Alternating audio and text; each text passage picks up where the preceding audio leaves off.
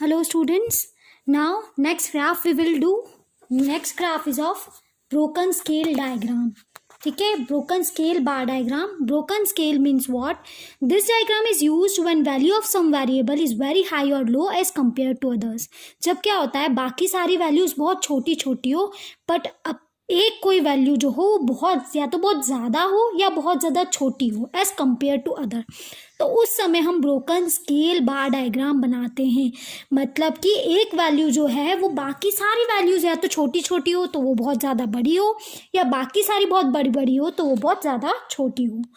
In order to gain space for the smaller bars of the series, ताकि हमें क्या करें, अगर देखो स्मॉलर बार है तो हमको कम कम स्पेस लेनी पड़ेगी, वहीं एक बहुत बड़ा है तो उस केस में हम किस तरीके से उस ग्राफ को बनाएं, तो क्या कर दिया जाता है, लार्जेस्ट बार को जो है वो ब्रेक किया जाता है।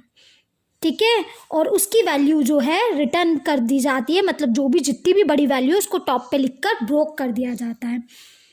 ठीक है, एग्जाम्पल नंबर 9 से हम समझते हैं। देखो, फॉलोइंग डाटा दिया हुआ है एक्सपोर्ट का ईयर 2012 में 120, 250, 3250, 430 और 550, मतलब सब देखो अमाउंट बहुत कम कम है। सिर्फ एक ईयर 2014 में अमाउंट बहुत ज़्यादा है, तो क्या किया, देखो गैपिंग वही ले ली, 100, 200, 300, 400, 500, 600, बाकी सारा लोकेट कर दिया।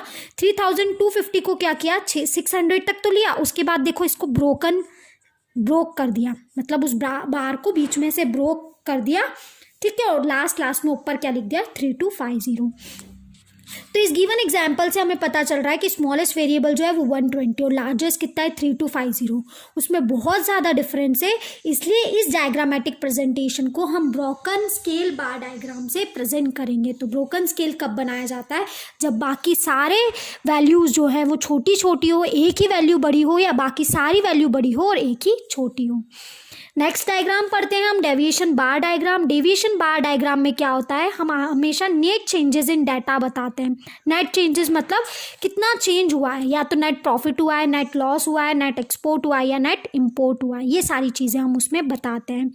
यहाँ ओनली चेंजेस रिप्रेजेंट किया जाता है, ओरिजिनल डाटा नहीं बताया जाता, ओनली चेंजेस बताया जाता है। या फिर मतलब इस डायग्राम में कुछ पॉजिटिव नंबर्स भी हो सकते हैं और कुछ नेगेटिव नंबर्स भी हो सकते हैं। मतलब यहाँ पे चेंज बताया जा सकता है, चेंज बताया जाता है या तो net profit, net loss, net export या नेट इंपोर्ट, और या इस डायग्राम में या तो पॉजिटिव वैल्यूज़ बताई जाती है या नेगेटिव वैल्यूज़ बताई जाती है। एग्जाम्पल नंबर 10 अगर हम डिस्कस करें तो इस डायग्राम में क्या दिया है, नेट प्रॉफिट और नेट लॉस। मतलब क्या बनाना है, डेविएशन बार डायग्राम बनाना है। क्यों, क्योंकि इसमें net profit, net loss, net export या नेट वाली जो भी चीज़ें दी होगी उसमें हम डेविएशन बार डायग्राम बनाएंगे। ठीक है, 5 साल का दिया हुआ है और नेगेटिव वैल्यू भी दी है, तो इस वजह से भी डेविएशन बार डायग्राम बनेगा। तो एग्जाम्पल नंबर 10 में ईयर देखो दे रखा है 2011, 12, 13, 14, 15, 16। नेट प्रॉफिट या लॉस दिया है 150, 220, 200, 70, -50 और -20। Now we have to represent this on the graph. तो पहला हो गया 150, दूसरा हो गया 220, अगला हो गया 200, एक हो गया 70। इसको तो प्रेजेंट कर दिया हमने। अब क्योंकि नेगेटिव वैल्यूज़ भी है तो उस ग्राफ को हमको नीचे से भी चलाना पड़ेगा, नीचे से भी वही डिफरेंस लेंगे। ऊपर 50, 50, 50 का लिया तो नीचे भी -50, -100, -150 ले लेंगे। -150 तो वो एक्स एक्सिस के नीचे आ जाएगा, क्योंकि माइनस की वैल्यूज जो है वो नीचे आएगी। -20 भी मार्क कर दिया। इस तरीके से डेविएशन बार डायग्राम बनाएंगे, बार वही दूर दूर ही बनेंगे। ठीक है, they are the parts of bar diagram only. ये बार डायग्राम के पार्ट्स है। सिर्फ मल्टीपल बार डायग्राम में जिन दो चीज़ों को कंपेयर किया जाता है उनको जोड़ा जाता है, उनको कंबाइन किया जाता है। नेक्स्ट आता है पाई डायग्राम। तो हम इस पाई डायग्राम को लास्ट में करेंगे इस चैप्टर के, मतलब इस चैप्टर को पूरी तरीके से करने के बाद। मतलब अब हम अनसॉल्व क्वेश्चंस को करने से पहले हम इसकी लिमिटेशंस पढ़ लेते हैं कि डायग्रामेटिक प्रेजेंटेशन की क्या लिमिटेशन है। क्योंकि पाई डायग्राम में मुझे पूरा एक लेक्चर लग जाएगा, मुझे उसको तुम्हें प्रॉपरली डी से समझाना पड़ेगा। ठीक है, इसके लिए हमको क्या चाहिएगा, डी चाहिएगा। डी मतलब समझते हो ना, जिससे हम एंगल बनाते हैं, प्रोटेक्टर डी, जिससे हम एंगल नापते हैं। ये 60 डिग्री का हुआ, ये 15 डिग्री का हुआ। तो इट्स माई रिक्वेस्ट कि नेक्स्ट वाले लेक्चर में तुम डी लेकर बैठो। इसलिए मैं तुम्हें पाई डायग्राम अभी लीव करवा रही हूँ कि नेक्स्ट लेक्चर में तुम अपने साथ डी या प्रोटेक्टर लेके बैठना, उसमें मैं पाई डायग्राम एक्सप्लेन करूँगी। अभी मैं इसके बाद लिमिटेशंस एक्सप्लेन कर देती हूँ डायग्रामेटिक प्रेजेंटेशन की। तो लिमिटेशन क्या है, एक तो no utility for experts, expert के लिए यूजेबल नहीं होता क्योंकि ये जस्ट एक आइडिया देता है प्रॉब्लम का, ठीक है, ये कॉमन मैन के लिए यूजफुल होता है, बट एक एक्सपर्ट के लिए जो कि एग्जैक्ट आइडिया चाहता है उस प्रॉब्लम के बारे में, तो उसको एग्जैक्ट आइडिया नहीं मिल पाता, उसको जस्ट एक मतलब एक्सपेक्टेड डाटा मिल सकता है, उसको एग्जैक्ट डाटा ग्राफ से नहीं मिल सकता। ग्राफ से हमको इन्फॉर्मेशन कैसी मिलती है, लिमिटेड इन्फॉर्मेशन मिलती है। अगर हमें बहुत डिटेल में इन्फॉर्मेशन चाहिए तो उसके लिए हमें टेक्सचुअल प्रेजेंटेशन लेना पड़ेगा, डायग्राम से हमें सिर्फ लिमिटेड इन्फॉर्मेशन ही मिल पाएगी।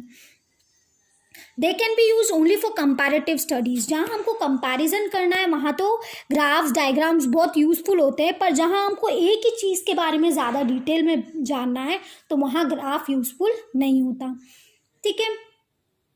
फिर उसको अगर हमको मिसयूज इजीली मतलब क्या, उसको मिसयूज बहुत जल्दी किया जा सकता है। कभी भी गलती से थोड़ा सा भी अगर डायग्राम रॉन्ग हो गया, थोड़ा सा भी अगर हमने ग्राफ में 5-10 की मतलब हल्की सी मिस्टेक कर दी तो क्या हो जाएगा, उसका जो मिसयूज है बहुत इजीली हो जाएगा, इजीली कोई भी लाइन को बिगाड़ कर उसको बड़ा कर देगा, मिसयूज करना उसका बहुत ईजी हो जाता है और कोई भी उस डाटा को चेंज कर सकता है बहुत ईजीली,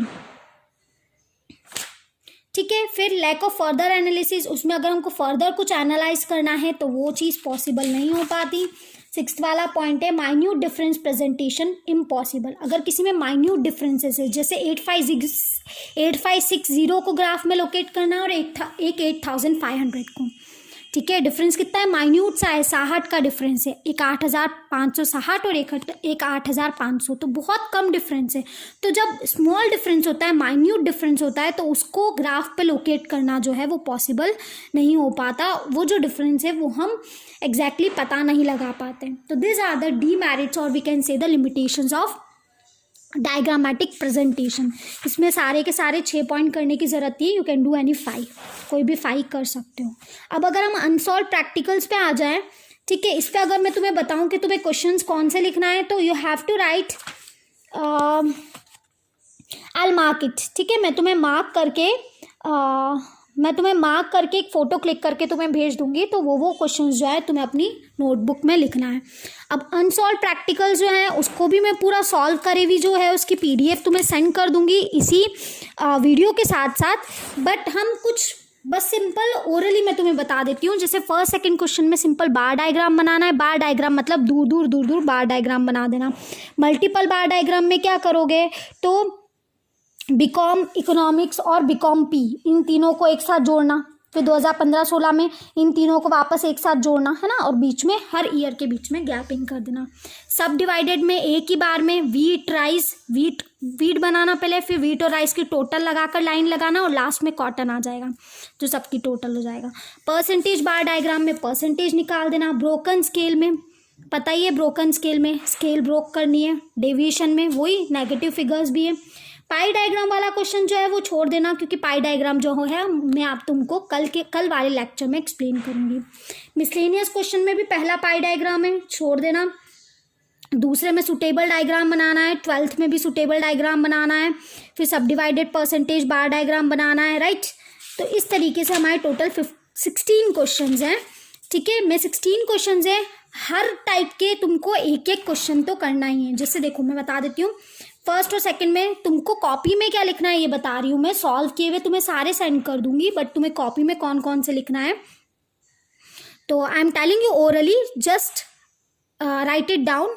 फर्स्ट थर्ड मतलब ये जो कैटेगरीज दी है, इन कैटेगरीज में से सारे में से एक एक कर लेना। जैसे पाई डायग्राम 2 है तो कोई भी एक कर लेना, राइट। फिर 10th वाला कर लेना, फिर 11th वाला कर लेना, 12 छोड़ देना, 13 कर लेना। मतलब देखो मैं बता देती हूँ, 1 2 3 4 5 6 7 टोटल 7 है इसमें से, है ना। 10 to 16 में टोटल 7 है, तो उन 7 में से तुम ऐसा कर लेना, कोई भी 5 कर लेना। कौन से 5 करना, सारे अलग अलग टाइप के क्वेश्चन कोई भी 5 कर लेना। मतलब इसमें से 2 छोड़ देना, और इन कैटेगरीज में जिनमें भी 2 है उसमें से एक एक कैटेगरी का एक एक कर लेना अनसॉल्व क्वेश्चन, ठीक है। तो उसकी PDF मैं सेंड कर दूंगी, but without seeing the PDF you have to do it yourself, right. अब इसमें अगर मैं बात करूँ तो इसमें मैं तुमको टिक भेज दूंगी, तो उस वो क्वेश्चन जो है तुम्हें अपनी फेयर कॉपी में, अपनी क्वेश्चन आंसर्स कॉपी में लिखना है। मल्टीपल चॉइस क्वेश्चंस लिखने की ज़रूरत नहीं है, directly you have to do from the book. सिर्फ क्वेश्चन आंसर्स की जो है वो मैं टिक लगाकर तुम्हें फ़ोटो सेंड कर दूंगी, और अनसॉल्व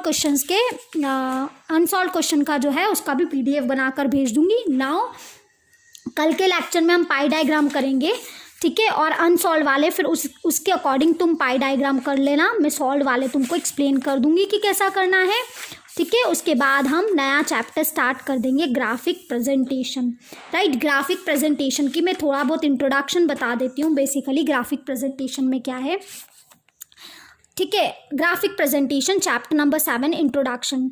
डायग्राम में जनरली जो कि हम लास्ट चैप्टर में पढ़ा था उसमें पब्लिसिटी के लिए बनाया जाता है। पब्लिसिटी मतलब क्या, उसको पॉपुलर करने के लिए।